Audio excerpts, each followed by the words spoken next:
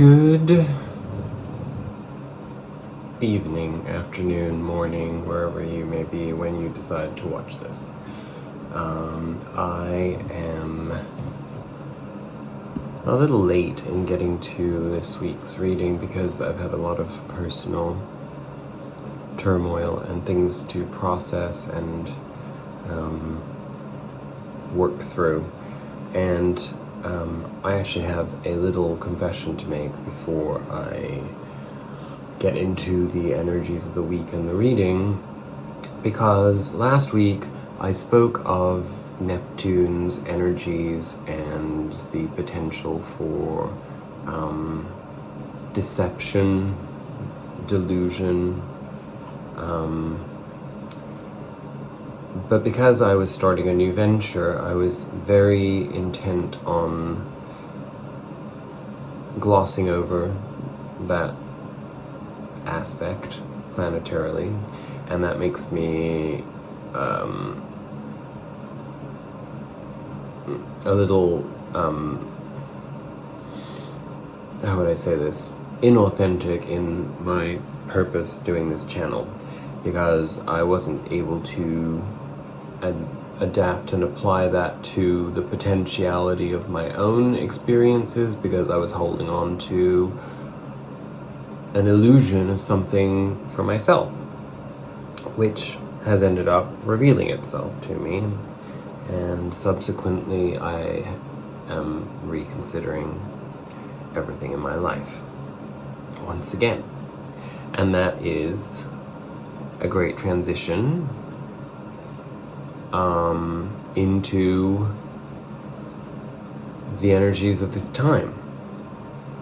So I apologize for that slight diversion from my task at hand, and it's a lesson learned.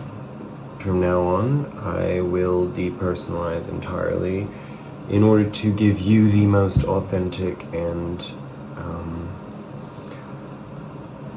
truthful vision of what my knowledge and what the planets want us to integrate. There. So, I'm sure you're feeling it. Mars has turned retrograde, and that means that a lot of our plans, a lot of the ideas of how we thought things were and what they were going to be for us are being seriously challenged. And that can be a very unpleasant experience for those of us that have been stubbornly attached to illusory evaluation of our experiences. It doesn't mean that there's no truth in anything that we have developed in terms of our perception of the experiences, and it also doesn't invalidate the things that you've accomplished or that we have accomplished in our lives over the last few months, perhaps let's say the last 2 years even. But it does mean that, and I think it's very important to emphasize this with this type of energy reading for the collective. The energies of a week can be, extremely positive about things that are not necessarily that positive for our evolution in the grand scheme of things, and vice versa. Sometimes we can have difficult readings that reflect the energies of the time and how those will affect our experiences, but it does not necessarily mean that the experience in the long term isn't beneficial and edifying and visceral to the experience of incarnation of life, right? So, lots of lessons to be learned as a result of that. The good news is that as Jupiter is turning direct today, we're already getting that clarity on our feelings. We've probably been giving ourselves a little bit of time to ponder and evaluate, and we're moving past beating ourselves up right?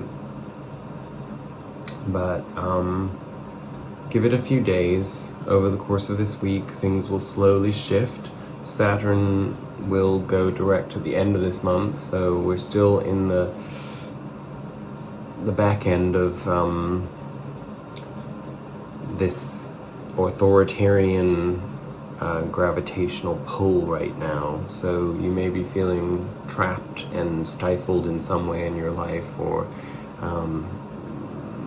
just very conscientious of and conscious of the rigidity of how we're experiencing life on a daily basis, both in terms of society and in our own personal lives. There are a few squares on the horizon. We both we have Saturn and Pluto both now in the third decan, and so they're in that last stretch leading up to November, December, when, you know, we get the real giant reveal of 2020. Things to, you know, we'll talk a lot more about those things as we move into those energies, but if anything, I think that we can certainly be in agreement that everything has happened in ways that were unexpected, and there's been a lot of forward motion and movement and a lot of retroactive motion and movement, and I think we're all getting a little exhausted by it. So cheers to Jupiter turning direct, and also Venus is in Leo. Good things. It's not bad. Everything is happening in divine timing and purposefulness. So what do we have? Our oracle cards. I haven't actually opened the books on these, but our spirit animal oracle card is Coyote Spirit. Coyote Spirit, trust in divine detours, number 16. You want me to hold that up there so you can look at that while I read. So you can contemplate coyotes' cute face. I can assure you that we see lots of coyotes here in California, and they're not quite like that, but... Do you find that you are being led on a strange detour in your life right now? Does it seem that what appears to be the next right action and the right choice, best situation or fabulous relationship unexpectedly turns into the opposite, or just disappears into thin air as if you've been tricked? Coyote Spirit's trickster energy is designed to bring you into situations to teach you lessons you have forgotten to learn. Perhaps you need a taste of failure before you experience success, a need to feel disappointment before you can truly appreciate the joy, love, and prosperity that is coming up for you. Perhaps you are revisiting a pattern you forgot wasn't in alignment with the life you are intending to co-create, being reminded that gratitude, not complacency, will keep you awake and aware of all that is available to you in this moment. Coyote Spirit reminds you to laugh about the unexpected twists, to develop humility and gratitude while releasing your attachments to the form of your desires.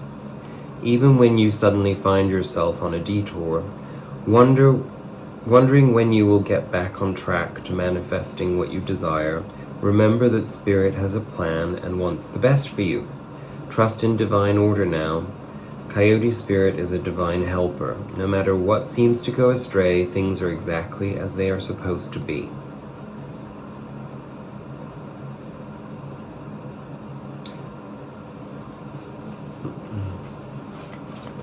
I have no comment on that, to be perfectly honest with you, because that's so on the nose for me, so I'll leave that with you to integrate into your own experience. interestingly, we also got Yang, the male energy card, in reverse. So I'm not holding these cards like that. I need to read. It's too hard. What is our protection message of Yang? Be mindful of the tendency towards impulsive action, overconfidence, and aggressive behavior. Think before you act, lest you find yourself in a situation that will lead to uncomfortable consequences. Be sure you really want what you're chasing after, because you might be sorry when you get it. The appearance of this card isn't cause for fear, for life is all about learning lessons. Practice temperance, diplomacy, and thoughtful consideration before making a move.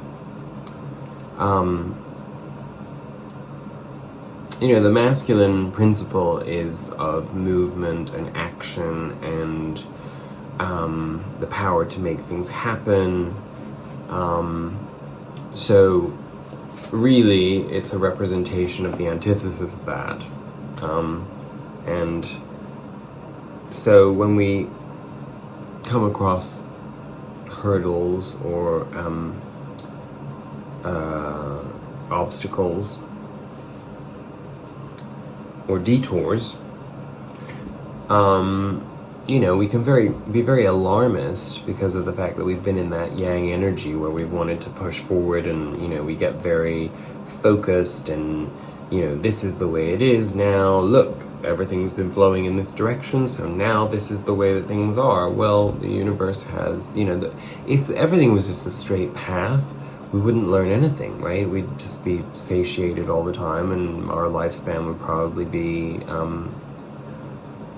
much shorter, because what would be the point of living a long time if you just got what you wanted and didn't have to challenge your view on anything? So these things are divinely planned, and they are in complete accordance with universal law. But they suck when they knock our confidence in some way. But when that happens, it's also a reminder that we've probably deviated from our spiritual practices and from our self-confidence in the sense of being in oneness. It probably means that we've deviated into individuality above everything else, and that means self-gratification. It means falling into competitiveness with ourselves, even perhaps even falling into alignment with society, the shifting societal standards that we're leaving behind, going back into that materialistic pursuit, going back into that ego-driven hierarchical pursuit. So we get pushed in one direction so that we become more aware of how that does not serve us, in order for us to grow into true evolutionary happiness and expansion.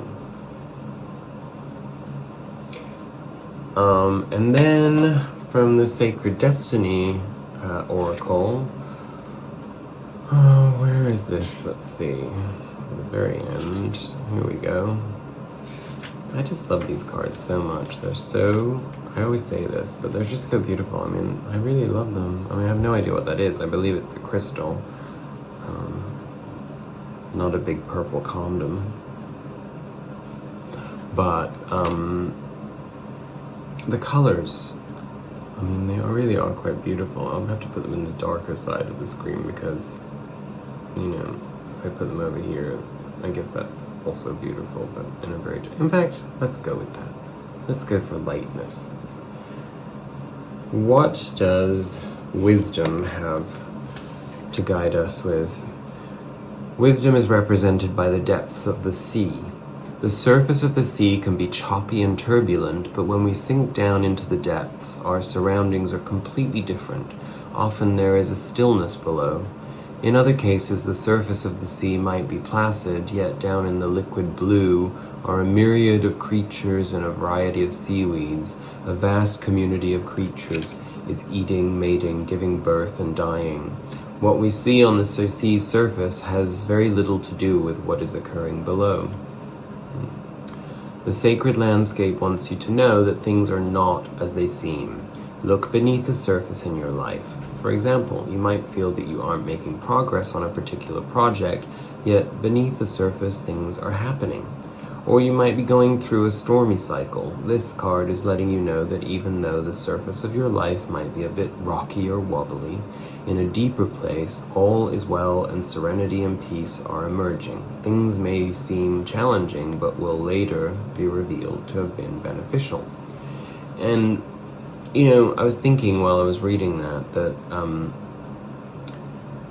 isn't that the truth, that when we fall into poverty consciousness again, what we do is we tend to deviate from the serenity that we've built and the knowledge that these things are solid and forever and infinite. Once you've learned something, you don't unlearn it, right? You don't choose to forget something. You forget things perhaps that don't serve you on a regular basis, but with spiritual practice and evolutionary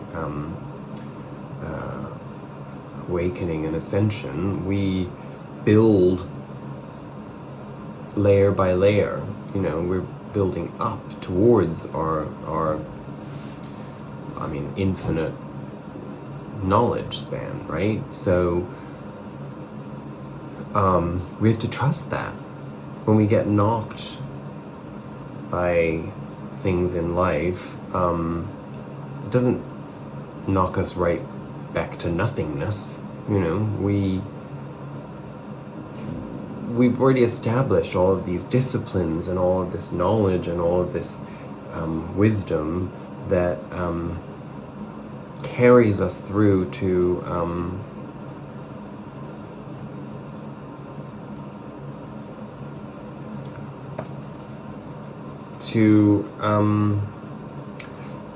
you know what? I am so weird. I guess I needed to read that card for you, because that card was not wisdom, was it? It was wonders. Wow. Well, I guess we'll get two cards. I'm not going to find the wisdom card, but wonders is a completely different card. Yikes. I'm just going to take that as divinely planned, okay? Because wonders tells us of quartz crystals. Makes sense. The problem with the Sacred Destiny Oracle cards is that they all look like the ocean to me, so here goes the message. Natural rock crystals, clear amethyst, citrine, rose, and smoky, were all revered in ancient times. The Aborigines of Australia called it Maban. I don't know if I'm pronouncing that correctly, which was the material through which their shamans and elders gained their magical powers. The Egyptians believed quartz had mystical healing abilities and would bury their dead with a piece of crystal on their forehead. And actually, the peaks of the pyramids were also made of crystal originally. The Greeks and Romans believed crystals were solid ice that had been formed by the gods and thus had mystical powers. Even to present day, people believe that crystals can help manifest their intentions. Perhaps that is because of the piezoelectric qualities of quartz, the reason why quartz can amplify radio signals. There are some places in the world where it's not uncommon to find crystals on the surface of the land. These are especially powerful because they have found you in their natural setting. This is very true. The sacred landscape wants you to know that just around the corner, exciting possibilities are waiting for you. Wonder will be abounding in your life. Sometimes they won't be apparent at first. Nonetheless, they are there. The more you see them and embrace them, the more these possibilities will grow in magnitude. Celebrate and cherish even the smaller ones, no matter how tiny they may be. Let go of expectations. Don't limit the way that you think that wondrous events could appear in your life. Be open. If you believe, anything and everything is possible. Well, hopefully you got something out of that message too, because and just for the record, because it is right here, that's the wisdom card. Again, I guess it was some kind of spiritual slip. We needed to hear both messages. Okay, let's get into the tarot reading. This is as reassuring as it probably is ridiculous in certain ways because of everything that we've been going through this year, but our underlying energy, the Fool, the beginning all over again. Beginnings never end, right? It's just the way life is, and when we're feeling good, that's an amazing thing, and when we're not feeling so good, that can seem a bit daunting. But I guess the philosophy behind that is that if things are not looking so good right now, for whatever reason, because the universe has thrown a detour your way and you're feeling a little knocked off your path, it's the reminder that that is a brand new beginning opening up for you. One door closes, another opens, right? The energies of our past that we're coming out of, which is really the result of the last week. There's that Ace of Cups, the opportunity, the cup of opportunity. And we talked about what we put in our cup. Well, came out with the Five of Cups. So, you know, the Five of Cups is also, it's an emotional poverty consciousness card. You know, we always talk about the Five of Pentacles as being the poverty consciousness card, but that's of course in the material sense of the term. This is in the sense of the emotions. So if we put emotional poverty consciousness in our cup, we don't really get a lot back.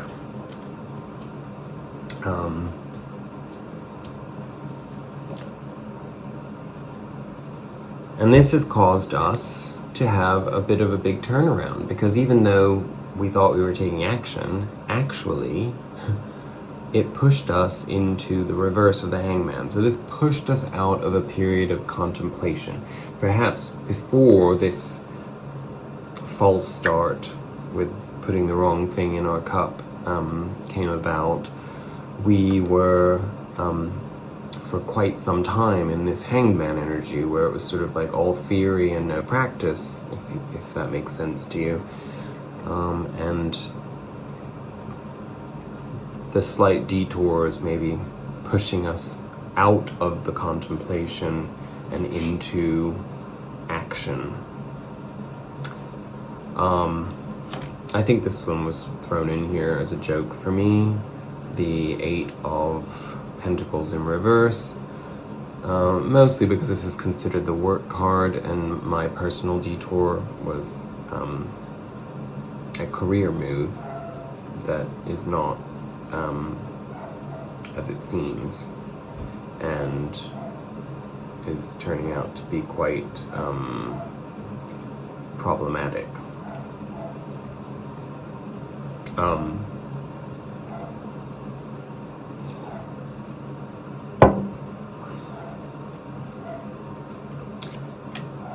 There's a lot going on outside my window right now with dogs and things, and it's actually a very passive-aggressive person who's trying to antagonize me because I put a boundary in place earlier that annoyed them. So I see right through these things. Mars retrograde is actually giving me the opportunity to isolate the antagonizers and not take their bait.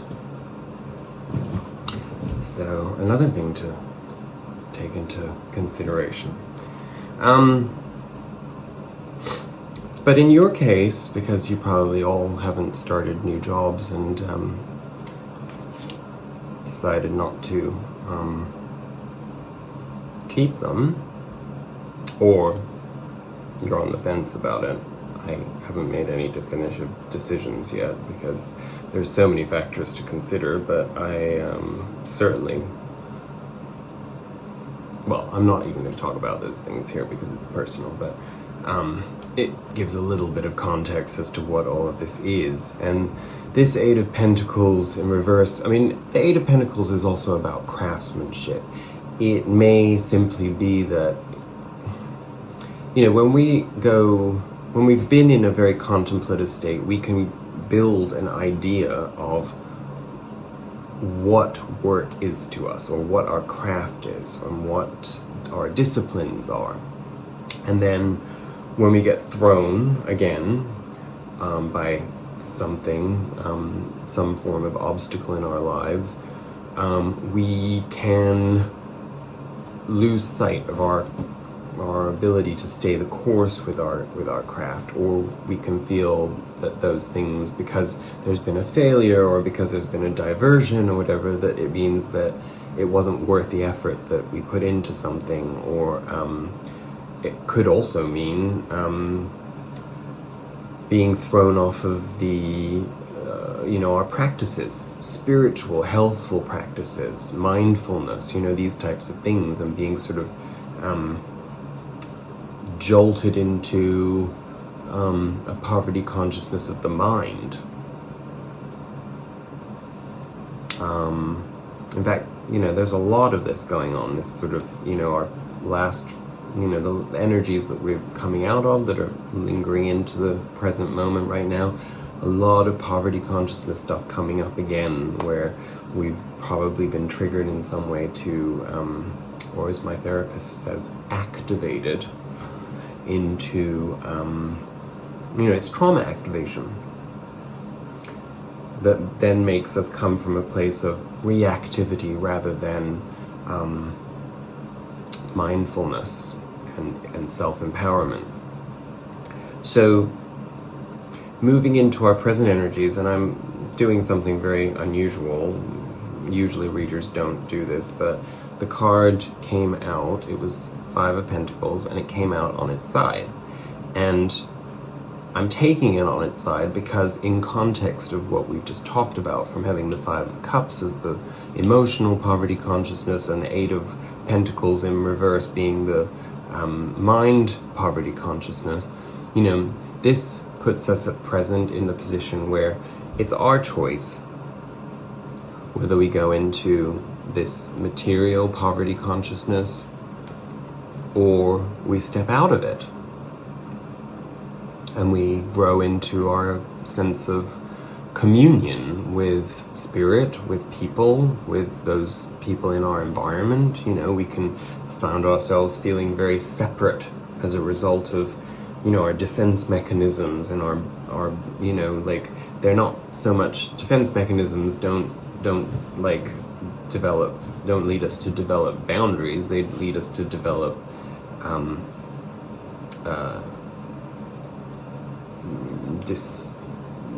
mistrust and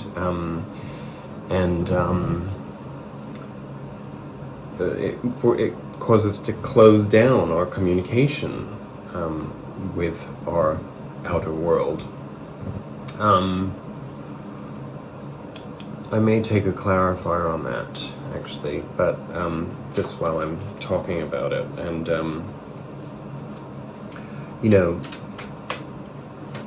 what the shift of that, no, they're saying no, I don't need one, because it just goes right into the Knight of Pentacles, which the Knight of Pentacles, he holds that Ace of Pentacles. And of all of the knights, the Knight of Pentacles is the slowest. All of the knights are usually very, very swift, fast action. This is actually a reminder for us to slow down in our process. We have the coin. We have it. We own the opportunity. Well, we don't own it, but we contain the opportunity. But this requires of us to contemplate and to rethink the way that we're going about our goals. It doesn't mean changing our goals. It means rethinking the way towards them, our feelings about them, our attitudes towards them, and our integrational capacity. And the only way that we get there is through going inwards. The Hermit. This is acquiescence to the light, the star, divine knowledge. By acquiescing to it, it enters the Hermit, and the Hermit is, yes, in contemplation, but that does not mean not in action. The Hermit moves forward alone. He is the guide and the light to everyone else because he carries that knowledge, because he's in alignment with it. So the Knight of Pentacles basically is telling us to slow down a little bit, to reintegrate the plan, to reassess the plan, reevaluate where we're at. And it's like taking stock, but not stopping like it's in the Hangman way. It's just slowing down the pace a little, being more intentional. So that's all makes sense. So that's our present. We've been knocked a tiny bit, we get a little bit of poverty consciousness perhaps, and then that actually forces us to reevaluate what's already there, to better imbue our opportunities with an empowered, contemplated, if that's a way of, can I say that? Contemplated dynamic. You'll know what I mean by saying that. It is about intentionality. It's really about mindfulness leads to intentionality. Intentionality is the action of mindfulness. See what I mean? And that takes us into our future energies of the upcoming week, which will essentially take us through to, what are we today, the 12th, so we're looking at the week of the 14th through the 21st. So by the time we complete that week, we will be coming into a self-confidence properly re-established, having our eye firmly planted on what inspires us, what drives us to be our best and to do our best unto us, ourselves and others.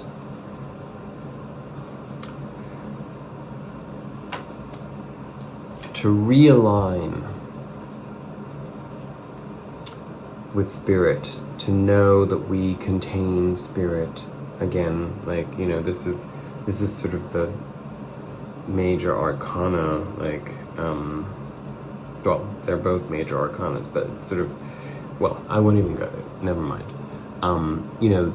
If you think of the Hierophant that was at the, that was actually, well, I've shuffled the cards now, but he was at the bottom of the deck, and the Hierophant is that, Saturn, it's the structure and the rules and the hierarchy and such, and the Hierophant is all of the knowledge contained that means that we can transcend that we don't need that, because she acknowledges that the column of darkness and light exists for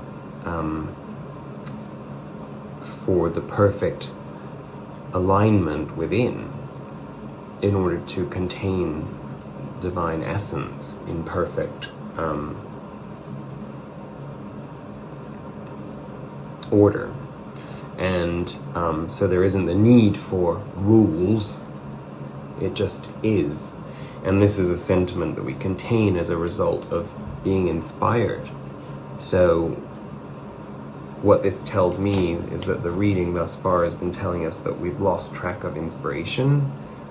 We may have been doing good things, we may have been making progress, but we haven't necessarily been focused on being inspired on that trajectory. which is essential.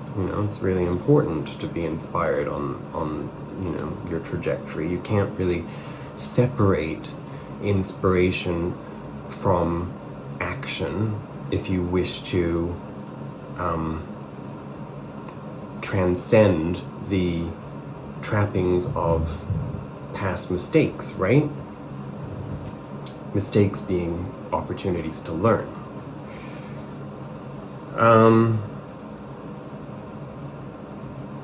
And our outcome, we got, again, another side card. Very interestingly, we got two that came out on their side. And that was Temperance.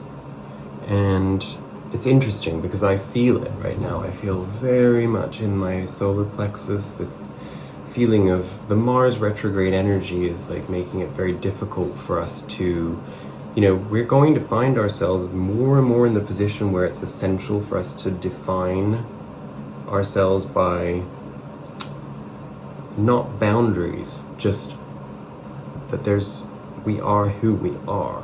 We cannot be something that we are not. That is just, it doesn't serve our purpose at all. And the way that the energies dimensionally are shifting are sort of taking those of us that are in alignment with spirit into a place where if we don't stay in this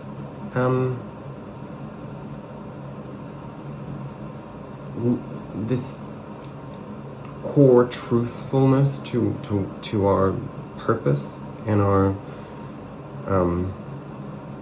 essence, we will find ourselves out of alignment with everything around us. But of course, the difficulty of that is that if you're watching this, then you believe in all of this. So I hope this doesn't sound too woo-woo for people, but the low frequency energies will use situations around you to test you over and over and over again.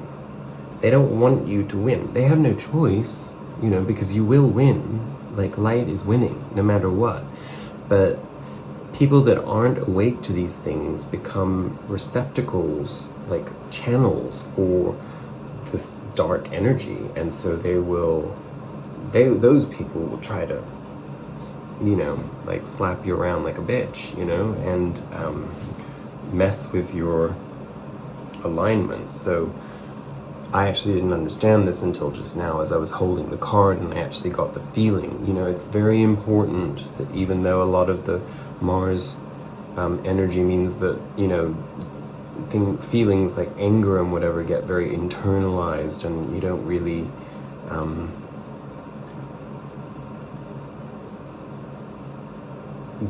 it's important to understand that without a channel for that energy, it becomes derogatory to you. So the Temperance card on its side is, again, it's giving us an option the same way as we have this option here. If we choose not to fall in, if we go with the Five of Pentacles in reverse right now in this present moment, then you get the Temperance upright. If you go with poverty consciousness, you're going to end up out of balance with the Temperance card reversed, which means that you don't master your emotions and you don't get to master the experiences that you're having, and you'll feel very antagonized and out of alignment with what's outside of you. So that seems like an informed choice that I don't think any of us is going to choose to ignore, now that we've gotten the message from Spirit. And it was clarified, came out with the King of Swords. So again, in our future energies, we have two kings, the King of Wands and the King of Swords. So this is your inspiration and this is your intellect. This is, so essentially this is the two, right brain, left brain, and it's funny because my teacher, Adrienne Elise, has been speaking a lot about this and the history of our civilizations, separating these two things, and these are one, They have to coexist.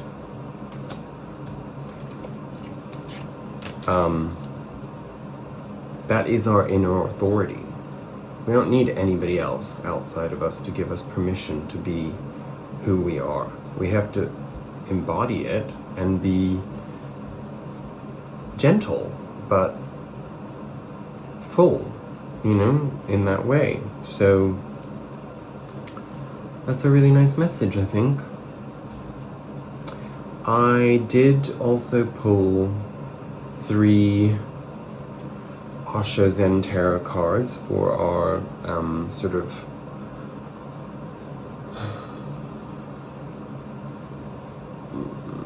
more metaphysical experience on the horizon in this week ahead, and they flow very, very easily and nicely with this entire reading. First, we got awareness. Again, we got this recently too, and take a good look at this, because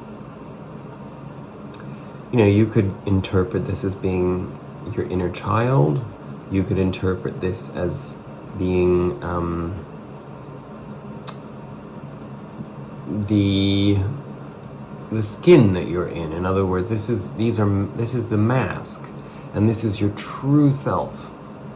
When you are in awareness, your true self breaks through. And yeah, you know what? This person, like from their body language, looks a little bit disturbed by the process of this coming out. But we've talked a lot about the inner child becoming who we are, becoming an integrated part of who we are.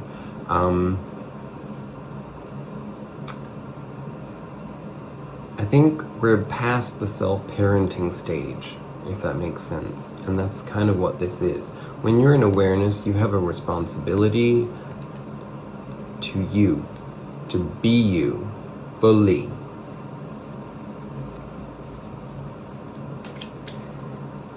Then, as a result of that, we get integration, which is also the Temperance card. So again, more clues. You got that King of Wands, King of Swords dichotomy that needs to merge, your intellect and your inspiration merging, intuition instead of inspiration, you could say. When these merge, this is the result. We can call it temperance in terms of the balance, because here you have the yin yang. You have the swan and the eagle, and I'm not sure about the clown in the middle, but I'm sure there's some, you do have the snake that's eating itself, representing the eternal cycle of life, all of this, the circle, it's all circles, that's what it is. And, integration leads to enlightenment. And, when you tap into the crown chakra energy, that's where you have the capacity to integrate. That's why meditation is so essential to the dynamics of this time. Anything else?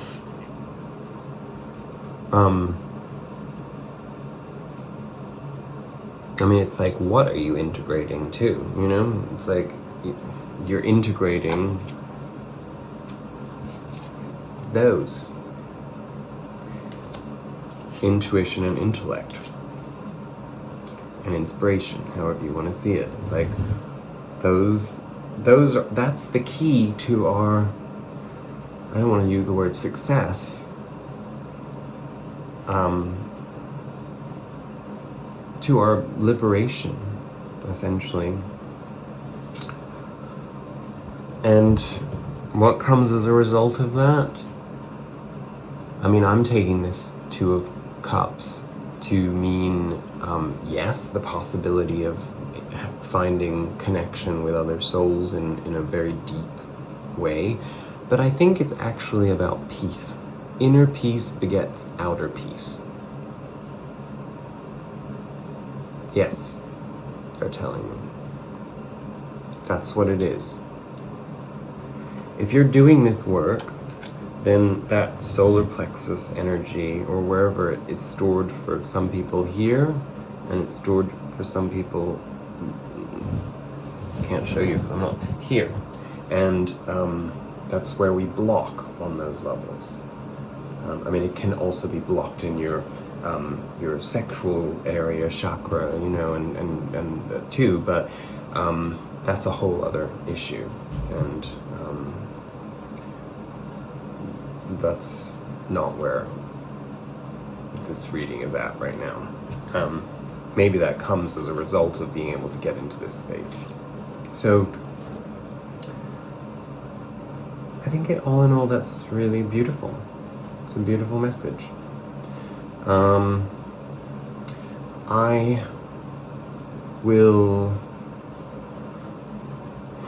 need to go and do a little bit of exercise and whatever, because I'm feeling I don't know whether it's the energy of this reading or just this present moment in energetically, but it's just, I feel a little shortness of breath and a lot of angst, and, you know, I feel out of balance. So it's great that that's sort of being shown on camera. I also feel that I'm going out of my way to keep something in, so I'm also feeling the blockage here. So something for all of us to think about, you know, making sure that we're very aware of that flow and being as open as we possibly can in, you know, the idea, the creation comes from the lower part and then lifts to this solar plexus area, and that's where we make the decision whether or not we're going to block expression. And if we block expression, then it may not even make it up to here, and that's what happens to me. It gets all stuck in here. But if you process that further, and then you're, you know, the anger or frustration or what you're holding back in this retrograde Mars energy, like, gets to this area here, and you don't express it in a way that is, you know, it's not about anger, it's not about like aggression, it's about being affirmative and clear and owning your integrity. And breathing, breath work, leads us to that space. And then it flows right up through our crown chakra. I've never spoken in such terms before in one of these videos, so I hope it made sense to you. I wish you love and light and clarity and integration and integrity. Namaste.